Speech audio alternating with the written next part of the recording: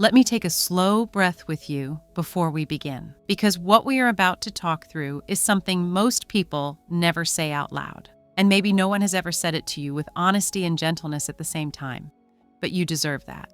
You deserve clarity without fear, truth without pressure, and protection without apology. Let me tell you a quiet truth that has taken me years to say this plainly. The biggest problems inside nursing homes rarely begin with medical care. They begin with paperwork, with fees tucked into corners of contracts, with silent charges that show up months later, and with the sinking feeling that someone is taking advantage of the fact that you are tired, overwhelmed, or simply trying to do the right thing for someone you love.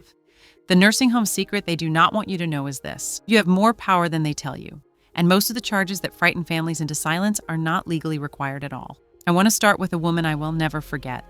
Her name was Clara. She was 82 years old, thin as a bird, but sharp, proud, and steady. She spent her mornings reading on a small porch outside her room, the same way she did in the house she lived in for almost 50 years. Her daughter Emily visited her every evening after work. They were close in that quiet, lifelong way where you do not need many words to feel loved. One Tuesday afternoon, Emily found a new bill slipped under her mother's door, an extra charge of $850, a line item labeled personal services. Nothing more, no explanation, no description, no signature. Just a number big enough to steal the breath right out of your chest. Emily showed it to me with trembling hands. She whispered what so many adult children whisper: "I do not want them to treat her differently if I question this." That sentence broke something in me the first time I heard it years ago. It still does, because fear should never be part of care. Let me tell you what I told her. Nursing homes count on silence. They count on families being afraid to question charges. And they count on older adults believing the paperwork is too complicated to understand. That silence is worth far more to them than any fee on the bill. Here's what they do not explain. Many of these extra fees are hidden inside long admissions contracts. They use soft phrases like concierge care or personal assistance or supplemental support. It sounds gentle, it sounds helpful, it sounds optional. But the moment you sign without understanding, those words become a doorway for charges that seem random, unfair, or simply invented. Let me tell you the truth.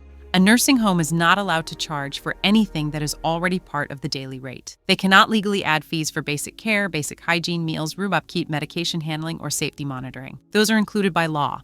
But some facilities hope you do not know that, so they create categories that blur the line. They offer grooming when grooming is already covered. They offer mobility support when mobility support is already covered. They say it is extra when it is not extra at all.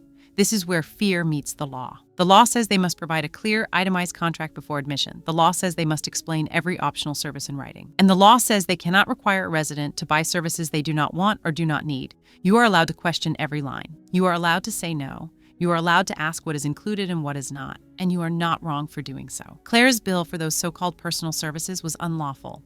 And when we asked for documentation, they had none. No written consent, no service record, no explanation. The charge disappeared in less than a week. But the emotional weight lingered.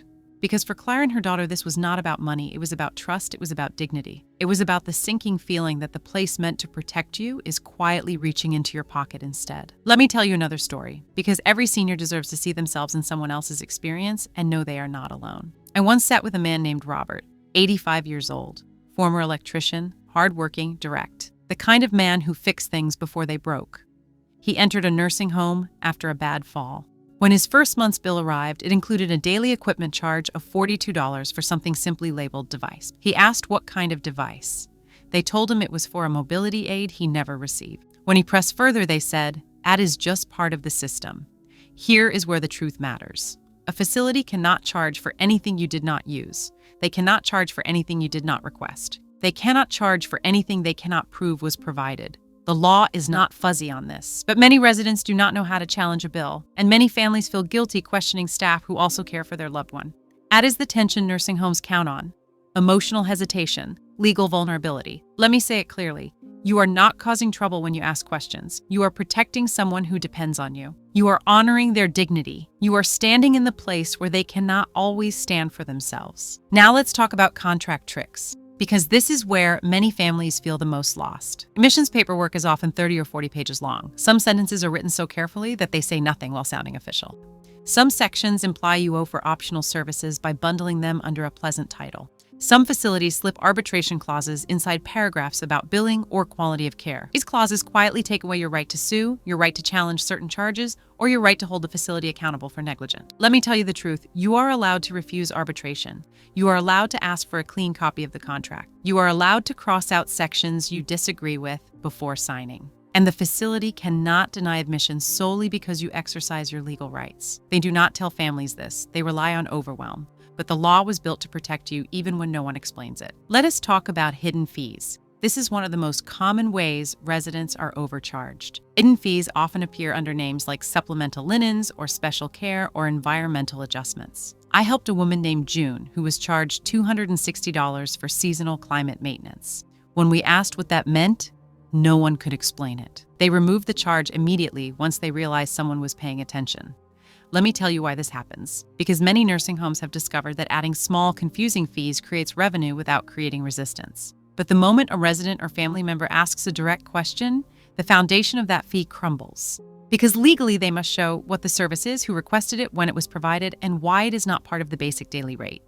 Now let us talk about unlawful extra charges. Some facilities charge for medication management, even though Medicare rules say it must be included. Some charge for assistance with bathing or dressing, even though those are basic services. Some charge for transportation within the facility. Some charge for staff time that is already paid for. Let me tell you the truth. Anything essential to health, hygiene, safety, or daily functioning is already covered. They do not get to charge twice. They do not get to call something extra simply because you are unlikely to challenge it. So how do you know when you are being overcharged? Your instincts will whisper before the law speaks. Something feels out of proportion. Something does not add up. Something seems new without explanation. Listen to that feeling. It is not worry, it is wisdom. And the legal test is simple. If the charge appears suddenly, is not tied to a clear request, or is described vaguely, it deserves to be questioned. I want to move now into the part most families never hear. Your legal rights as a nursing home resident are stronger than you think. You have the right to receive a written explanation of every charge. You have the right to dispute a bill without retaliation. You have the right to request an itemized statement at any time. You have the right to meet with the facility's financial officer.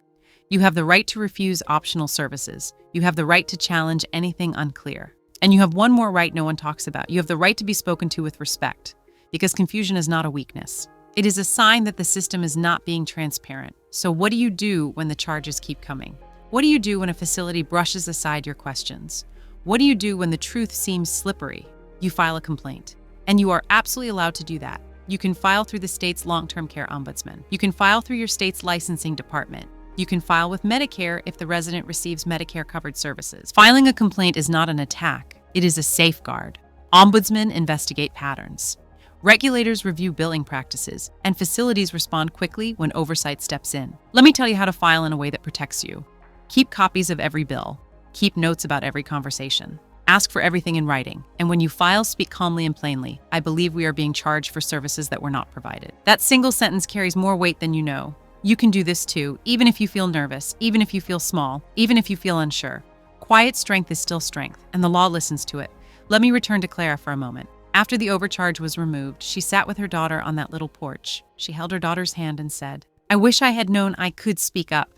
That sentence is why I speak the way I do today, because older adults carry a lifetime of being polite, cooperative, respectful. Those are beautiful traits. They are also the traits that predatory billing practices rely on. But dignity does not require silence. Protection does not require fear.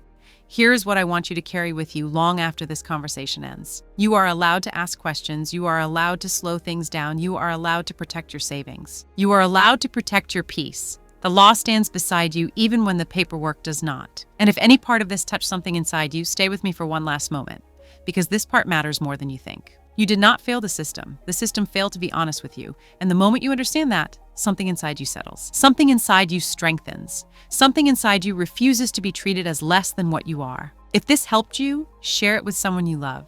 Tell your story. Someone else may need to hear it. And remember, I am not just a lawyer. I am someone who believes your dignity should never be something a nursing home can charge extra for.